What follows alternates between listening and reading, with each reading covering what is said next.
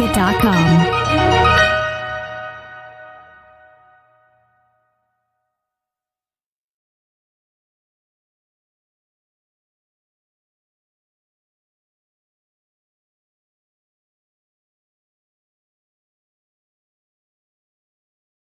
Assalamualaikum warahmatullahi wabarakatuh.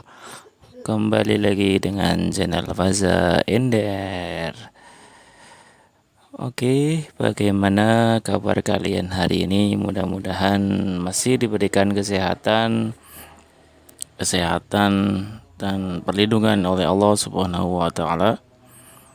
Oke, yang belum klik tombol subscribe-nya segera klik dan silakan kalian share video ini. Mudah-mudahan video kali ini bisa bermanfaat untuk pembelajaran PJJ hari ini untuk materi IPA kelas 7 di semester 1. Nah, pada kesempatan kali ini kita akan belajar tentang klasifikasi materi, di mana pembelajaran kali ini melanjutkan materi yang kemarin saya share tentang zat dan perubahan. Pada kali ini kita akan membahas tentang unsur, senyawa, dan campuran. Nah, peta konsep supaya pemikiran kita bisa terkotak-kotak dengan mudah, supaya nanti tujuan dari pembelajaran hari ini bisa kalian tangkap, bisa kalian terapkan. Nah, klasifikasi pada materi ada dua aslinya, unsur tunggal dan campuran, atau tunggal, zat tunggal, dan zat campuran. Zat tunggal ada dua, unsur dan senyawa. Campuran nanti beda lagi. Unsur ada 3 macam, yaitu logam, non-logam, dan semi-logam. Senyawa nanti beda lagi. Campuran ada 2, homogen dan heterogen. Heterogen ada 2 pembagiannya, yaitu berupa koloid dan suspensi. Mungkin kata-kata ini ada yang pernah kalian dengar atau mungkin baru pertama kali kalian dengar. Oleh sebab itu kita belajar bareng, kita pahami bersama-sama apa itu materi unsur, senyawa, dan campuran. Unsur adalah zat tunggal yang tidak dapat diuraikan lagi menjadi zat lain dengan reaksi kimia biasa. Ini sudah terdapat di alam. Walaupun nanti ada unsur yang sengaja dibuat oleh manusia. Bagian terkecil dari unsur adalah atom. Misal, besi. Maka di dalam besi yang paling kecil adalah atom besi. Plastik, berarti yang di dalam plastik adalah atom plastik. Setiap unsur memiliki atomnya sendiri-sendiri, baik itu unsur logam ataupun unsur non-logam. Unsur di alam ada 2 macam, yaitu unsur logam dan unsur non-logam. Nanti ada juga unsur semi logam, sifatnya seperti logam dan sebagian juga seperti non logam. Penulisan lambang unsur. Karena unsur di dunia ini sangat banyak sekali, maka kita gunakan lambang-lambang supaya lebih gampang mempelajari. Contoh, huruf pertama, aturan yang pertama adalah huruf pertama menggunakan huruf kapital, dan huruf kedua menggunakan huruf kecil. Huruf kapital di sini diambilkan dari nama unsurnya. Contoh, C adalah karbon, Ca adalah kalsium. C, karbon dan kalsium memiliki huruf pertama sama, yaitu sama-sama C. Karena unsur karbon pertama kali ditemukan sebelum Ca, maka unsur karbon menggunakan lambang C saja. Kemudian kalsium baru ditemukan setelahnya. Oleh sebab itu digunakan C tetap tapi huruf yang kedua menggunakan huruf kecil, tidak menggunakan huruf besar lagi. Jadi misalkan ada satu huruf besar, maka itu satu unsur. Huruf besar satu, huruf kecil satu, itu juga satu unsur. Jangan sampai salah pemahaman.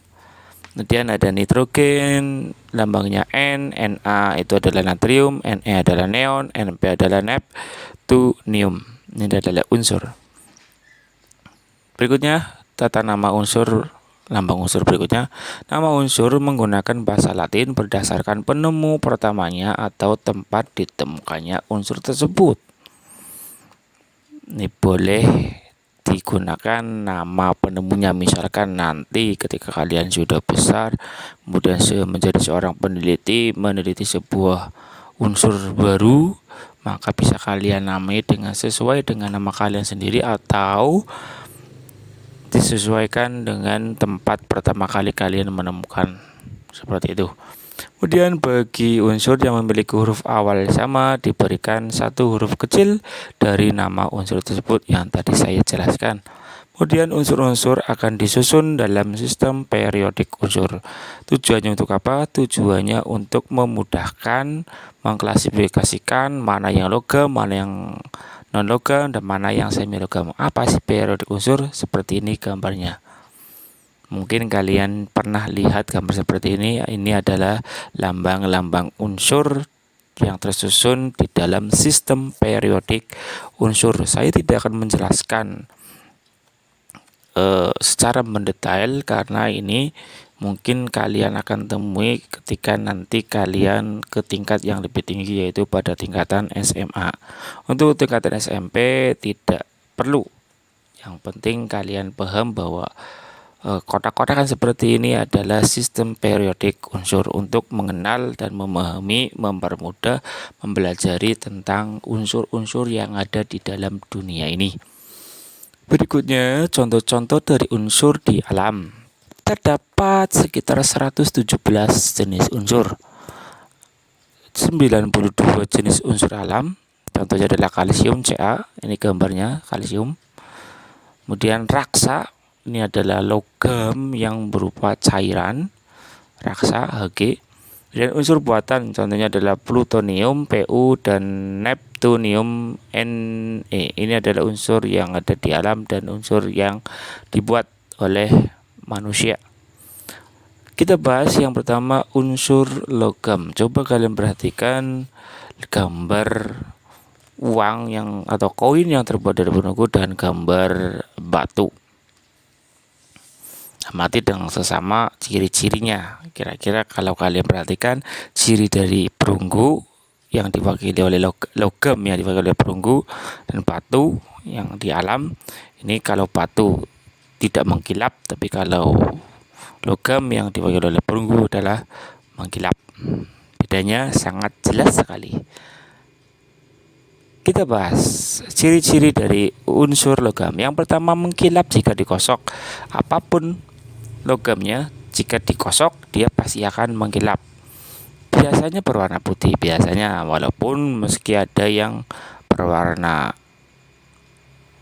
coklat, ada yang berwarna kuning, mungkin ada juga yang berwarna hitam, tapi rata-rata berwarna putih. Dan ketika dikosok dia akan pasti mengkilap. Terus titik leburnya rendah. Maksud dari titik lebur rendah ini, dia sulit untuk meleleh. Kalaupun dia meleleh harus menggunakan suhu yang sangat tinggi. Konduktor yang baik itu listrik ataupun panas, bisa menghantarkan listrik dan bisa menghantarkan panas yang sangat-sangat baik untuk logam. Makanya kalau kalian perhatikan kabel-kabel listrik yang ada sekarang itu terbuatnya dari tembaga atau dari logam. Dapat ditempa dan diregangkan meskipun bentuknya padat, keras, tapi dia dapat ditempa dengan suhu yang sangat tinggi. Berwujud padat pada suhu kamar kecuali pada raksa. Raksa meskipun bentuknya cair, tapi dia termasuk unsur logam. Contoh unsur, contoh besi. atau ferum, lambang Fe, dan emas, nama ilmiah adalah auru cukup bisa, lambangnya Au, tembaga, cuprum, Cu, kemudian aluminium, Al, seng, zinc, Zn, perak, argentum, Ag. Ini contoh-contoh dari unsur dari logam. Kemudian unsur non logam tidak mengkilap meskipun dia dikosok kecuali intan, karena intan itu bentuk lain dari karbon, makanya dia ketika dikosok bisa terlihat mengkilap. Penghantar listrik dan panas yang buruk kecuali grafit, karena bentuk juga lain dari karbon, sangat buruk sekali. Umumnya rapuh dan tidak dapat ditempa. Kalaupun ditempa pun bisa cuma rapuh. Berwujud padat, ada cair, ada termasuk juga gas pun juga ada. Ketika di suhu kamar, ini ciri-ciri dari unsur logam. Contoh, fluorin, ini bromin yang berupa cairan, iodin. Iodin ini kalau kalian temui itu biasanya terdapat di dalam betadin, itu iodin. Kemudian belerang, sulfur, yang biasa kalian pergi ke Guci untuk pemandian air panas. Ini karena panas, karena dia banyak mengandung belerang atau sulfur. Kemudian fosfor atau fosfori. Kalau bahasa Latinnya fosfor, kita menyebutkan fosfor. Kemudian yang ketiga adalah unsur semi logam atau metaloid, memiliki sifat antara logam dan non logam. Contohnya adalah silikon Si digunakan untuk bedah plastik dan IC. Ini IC ya, IC yang terdapat di dalam komponen-komponen elektronik. Kemudian alat pemotong dan amplas, kemudian gelas serta keramik itu adalah benda-benda semi logam. Ada juga gelang serta transistor berbahan dasar germanium. Kalau tidak salah ini yang terdapat dalam mobil ataupun motor. Kalau gelang yang biasa kalian pakai, tapi bukan gelang emas. Berikutnya adalah contoh dari metaloid, silikon Si, ini bentuknya seperti ini, hitam. Kemudian germanium Ge, dan arsen As. Yang kedua, unsur kita selesai. Kita yang kedua, senyawa. Apa itu senyawa? Adalah gabungan dari dua atau lebih unsur yang terbentuk melalui reaksi kimia dengan perbandingan tertentu dan tetap. Ini bedanya dengan unsur. Kalau unsur cuma hanya satu, sifatnya sesuai dengan unsur itu. Tapi kalau senyawa, gabungan dari dua unsur bahkan lebih. Tetapi gabungan ini tidak sembarangan. Dia terbentuk kalau ada reaksi kimia. Kalaupun ada reaksi kimia, perbandingannya atau campurannya atau takarannya itu harus sama. Kalau tidak sama, berbeda, maka tidak akan terbentuk senyawa. Memiliki sifat yang berbeda dengan unsur-unsur penyusunnya. Nanti saya jelaskan setelah ini. Perbandingan massa unsurnya tetap dapat dipisahkan melalui proses kimia. Contohnya adalah elektrolisis air. Ini yang mungkin kalian temui ketika pergi ke rumah sakit, yang muncul ada tabung, kemudian ada seperti gelas, kemudian bergelembung. Ini elektrolisis air. Contohnya senyawa, ini saya jelaskan. Senyawa natrium klorida, bahasa sininya, bahasa pasarnya adalah garam dapur. Natrium dan klorin. Natrium itu adalah logam berat. Kemudian klorin itu adalah gas beracun. Logam berat, natrium dimasukkan ke dalam tubuh manusia, mungkin manusia akan keracunan dan mati. Klorin, gas beracun, kita hirup mungkin juga kita akan mati. Tetapi ketika natrium dan klorin membentuk sebuah senyawa kimia, terbentuklah NaCl. Sifat natrium yang tadi logam berat hilang, sifat klorin yang berupa gas beracun juga hilang, terbentuk garam dapur atau bahasa kerennya adalah uyah. Sifat-sifatnya hilang, sifat-sifat penyusunnya hilang, membentuk garam dapur yang kalau kita konsumsi bisa bermanfaat untuk tubuh kita. Bahkan garam dapur itu bisa menetralisir berbagai macam racun yang masuk ke dalam tubuh manusia. Ini sifat-sifatnya hilang sama sekali.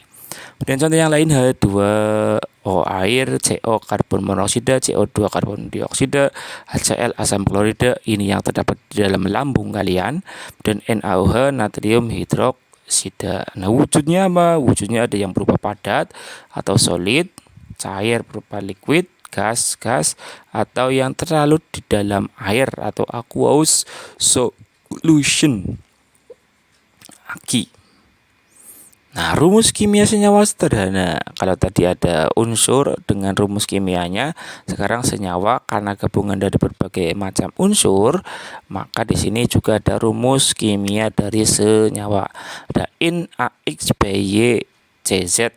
N itu apa? N itu koefisien jumlah molekul senyawanya. ABC adalah lambang unsur-unsur pembentuk senyawa.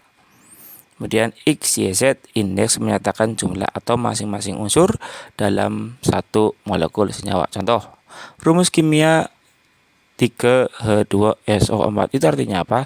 3 itu menunjukkan koefisien, H, S, dan O menunjukkan lambang unsur. Nah, 2, 4 pada H dan O itu menunjukkan jumlah atom. Terus bagaimana menentukannya? Bagaimana atom H koefisien dikali dengan indeks atomnya atau jumlah atomnya. Berarti 3 kali 2, 6. Berarti unsur H-nya ada 6. S bagaimana? 3 kali 1. Mengapa 1? Karena di sini tidak ada angkanya. Berarti kalau tidak ada angkanya, dia huruf besar, maka dia atomnya 1. Jadi 3 kali 1. Berarti unsur CS dia memiliki atom 3. O bagaimana? Sama seperti dengan H, 3 kali 4. O memiliki jumlah atom 4, koefisiennya 3, 3 kali 4 berarti 12. Berarti bisa disimpulkan H 6 atom, S 3 atom, dan O 12 atom. Begitu juga ini H2. Kalau di sini tidak ada koefisiennya, berarti koefisiennya adalah 1. Jadi 1 kali 2 hanya 2, 1 kali 1, 1, O3 berarti 1 kali 3, 3. Jadi dipahami ya? Oke, lanjut. Sifat senyawa berbeda dengan unsur penyusunnya yang tadi saya jelaskan. Contohnya adalah garam dapur atau NaCl. Sifat garam dapur asin. Tapi kalau Na, logam berat, Cl adalah gas beracun. Unsur apa saja yang membentuk NaCl? Yaitu natrium dan klorin. Natrium jika bereaksi dengan air dia akan timbul panas. Klorin, kalau klorin ditambah soda maka bisa digunakan untuk disinfektan. Ini kata-kata ini mungkin sering kalian temui, sering kalian dengar ketika virus corona menyerang Indonesia. Penyemprotan disinfektan bisa membunuh kuman dan bakteri, kuman penyakit. Berikutnya yang ketiga, campuran. Apa itu campuran? Campuran itu tersusun dari satu atau lebih unsur atau senyawa. Unsur-unsur bisa, senyawa-senyawa bisa, atau unsur dan senyawa juga bisa terbentuk tanpa melalui reaksi kimia. Berarti apa? Dengan cara apa? Dengan cara reaksi fisika. Cukup dicampur-campur saja, tidak ada reaksi kimianya. Perbandingan massa unsur dan senyawa tidak tetap. Kalau senyawa tetap. Sifat komponen penyusunnya sesuai dengan sifat masing-masing. Dapat dipisahkan melalui proses fisika. Contohnya adalah filtrasi. Contoh, kalian membuat es teh manis. Es teh manis itu terbuat dari es, terbuat dari air teh, dan terbuat dari gula. Ketika sudah kalian buat es teh manis, sifat es yang dingin masih kalian rasakan, sifat teh, rasa teh masih kalian dapat rasakan, dan sifat gula yang berupa manis bisa kalian rasakan sendiri. Masing-masing unsur penyusunya tidak hilang, bahkan terlihat jelas tidak hilang. Tapi kalau pada senyawa, unsur-unsur penyusunya hilang sama sekali. Tapi kalau campuran masih sama. Campuran ada beberapa macam. Yang pertama adalah campuran homogen yang kita sebut dengan larutan. Bukan larutan untuk cap kaki 3 ya, bukan. Adalah campuran dua zat atau lebih yang partikel-partikel penyusunnya tidak dapat dibedakan lagi, tidak terlihat mana yang pelarut, mana yang terlarut, tidak terlihat. Makanya campuran homogen itu ada dua macam komponennya, yaitu zat terlarut, solut, dan zat pelarut, solvent. Misalkan kita mau membuat larutan gula terdiri dari air dan gula. Nah, gula itu termasuk zat terlarut, sedangkan air sebagai zat pelarut. Ukuran diameter partikel sekitar 1 nanometer, sehingga tidak dapat dilihat dengan menggunakan mikroskop. Tidak dapat dilihat. Contoh larutan ini banyak sekali, contohnya pada udara, kemudian air yang terkarbonasi atau air yang bersoda, kemudian hidrogen dalam platina, terus cairan dalam gas, contohnya adalah uap air di udara tadi yang terbentuknya embun, dan cairan etanol dalam air, cairan dalam padatan, air dalam arang aktif, kemudian padatan dalam gas, contohnya bau. Berikutnya padatan dalam cairan, contohnya adalah air gula, padatan dalam padatan, alloy logam seperti baja, campuran antara besi dengan baja. Yang kedua, campuran heterogen. Apa itu campuran heterogen? Campuran dua zat atau lebih yang partikel-partikel penyusunnya masih dapat dibedakan satu sama lain. Contohnya adalah koloid, tinta. Misalkan kalian habis pulang sekolah, ternyata hujan, kemudian bukunya basah. Nah, tinta-tinta yang ada di dalam buku kalian yang basah itu biasanya akan memisah, ada semacam bayangan. Nah, itu namanya campuran heterogen yang berupa koloid. Dan kemudian suspensi, contohnya adalah air sungai. Ini dapat dipisahkan menggunakan penyaringan, tapi kalau pada koloid bisa dipisahkan dengan kromatografi. Koloid, apa itu koloid? Ukuran partikelnya 1 sampai 100 nanometer, lebih besar daripada larutan. Dapat dilihat dengan mikroskop ultra, tidak terjadi pengendapan. Contohnya susu, makanya susu tidak mengendap, asap juga tidak mengendap, agar-agar, tinta, kabut, awan, sampo, dan sitoplasma, cairan yang terdapat di dalam sel tubuh, baik itu hewan ataupun manusia. Berikutnya suspensi. Kalau tadi koloid tidak mengendap, tapi kalau pada suspensi dia mengendap.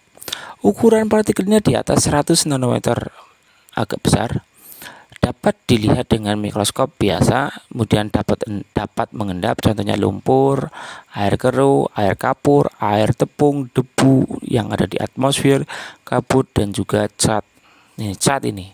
Makanya kalau kalian pernah ngecat tembok, biasanya sedikit demi sedikit ini cat ini harus diaduk supaya cat yang tadi mengendap dia terangkat kembali.